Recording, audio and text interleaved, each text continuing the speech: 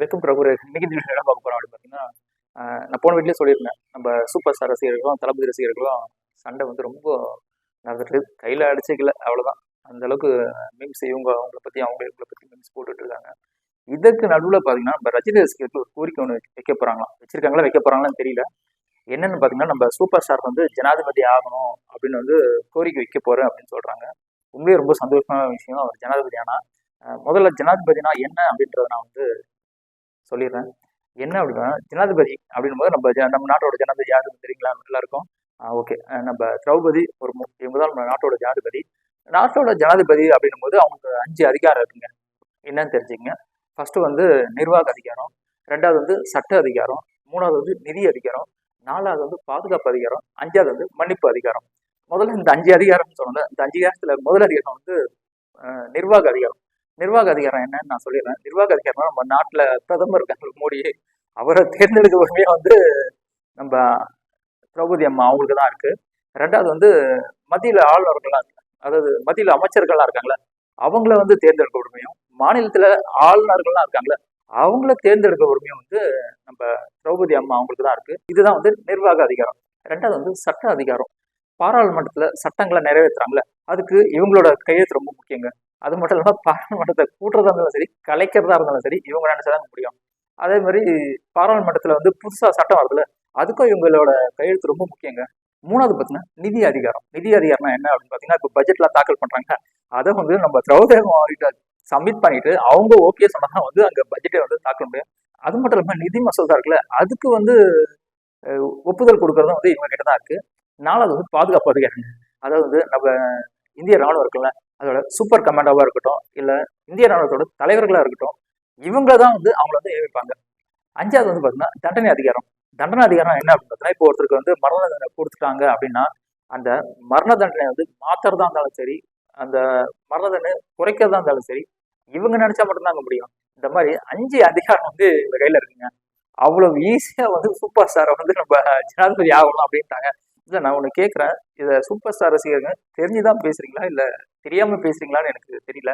இவ்வளவு பொறுப்பு இருக்குங்க. ஜனாதிபதின்றது சாதாரண விஷயம் கிடையாதுங்க.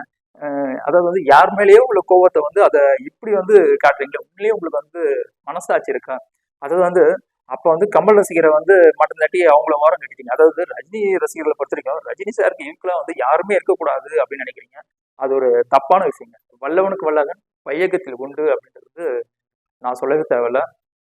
இப்போ வந்து விஜய் அவரை விட அவர் ஈக்குவல்லாம் கிடையாதுங்க. அவரை விட தாண்டிட்டாருங்க. அதை நான் சொல்ல தேவையில்ல. ஏன்னா வந்து எக்ஸாம்பிளுக்கு நம்ம இன்ஸ்டாகிராம் பார்த்தாலே தெரியுங்க.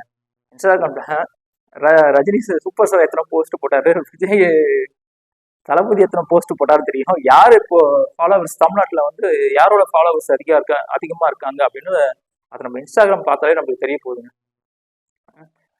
அதே மாதிரி இப்போ வந்து என்ன பிரச்சனைனா, ஆதவ் வந்து ஒரு வார்த்தை சொல்லிட்டாரு அப்படின்றதுக்காக இவ்வளவு பிரச்சனை இருந்தது. அதுக்காக மன்னிப்பும் கேட்டாரு. அதாவது பேசிட்டாருன்றதுக்காக அவர் எல்லாரும் வந்து திட்டினாங்க, ரஜினி உட்பட. இப்ப அவரு மன்னிப்பு கேட்டாரு. மன்னிப்பு கேட்டதுக்கும் வந்து ட்ரோல் பண்ணிட்டு இருக்காங்க, நீங்க எனக்கு அடங்கிதான் போகணும் அப்படி இப்படின்ட்டு. ஒருத்தன் வந்து மன்னிப்பு கேட்கறாங்க அப்படின்றது எவ்வளவு பெரிய விஷயம் தெரியுமா? அப்ப என்ன அர்த்தம்? அவங்க உங்க மேல மரியாதை வச்சிருக்காங்க அப்படின்னு அர்த்தம். அதாவது நம்ம செய்யாத ஒரு விஷயத்த வந்து, ஏன்னா வந்து ரஜினி அரசுக்கு வரேன்னு சொன்னாரு, அது உங்க ரசிகர்கள் எல்லாருக்குமே தெரியும். அவர் வரனாரு, எல்லாரும் சந்தோஷப்பட்டீங்க. அவர் போயிட்டாரு. என்ன காரணம் அப்படின்னு நீங்க யாருன்னா அவர்கிட்ட கேட்டீங்களா? அதுக்கு அவர் பதில் சொன்னாரா? கிடையாது. அப்படியே சொல்லியிருந்தாலும் உண்மையை சொல்ல மாட்டாரு. சரிங்களா? என்ன விஷயம் அப்படின்னு கேட்டீங்கன்னா, இப்ப விஜய் என்ன விஷயம், அவர் ஏஜ் வந்து பார் ஆயிடுச்சு. சரிங்களா? ரஜினிக்கு வந்து 7 வயசுக்கு மேல ஆயிடுச்சு அவருக்கு. இதுக்கு மேல அவர் இவ்வளவு பிரச்சனைகளை தாங்க முடியாது. இப்ப ஒண்ணும் இல்ல, தளபதி வந்தாரு, 50 வயசு தாங்க ஆகுது. அவருக்கு கொடுக்குற அந்த ப்ரெஷரு தமிழ்நாட்டுல இந்தியால எந்த ஒரு ஆளுங்க சந்திச்சிருப்பாங்களா? அவ்வளவு ப்ரெஷர் இருக்குங்க. ஆனா அவ்வளவு ப்ரெஷர்லயும் அவர் நிக்கிறாரு.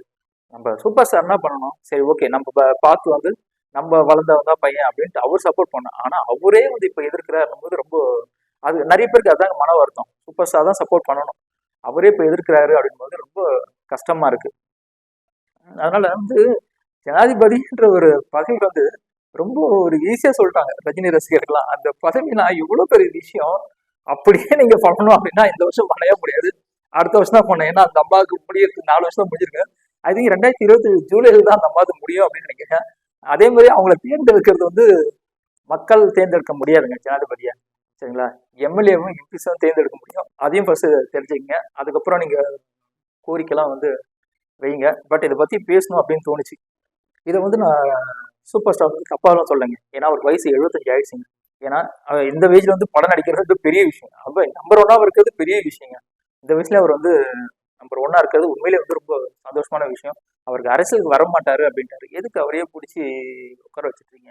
பட் இதை பற்றி பேசணும்னு தோணுச்சு. அதான் பேசினேன். மறுபடியும் அடுத்த ஒரு வித்தியாசமான சந்திக்கிறேன். அதுக்கு உங்களது உங்கள் ரபரன்.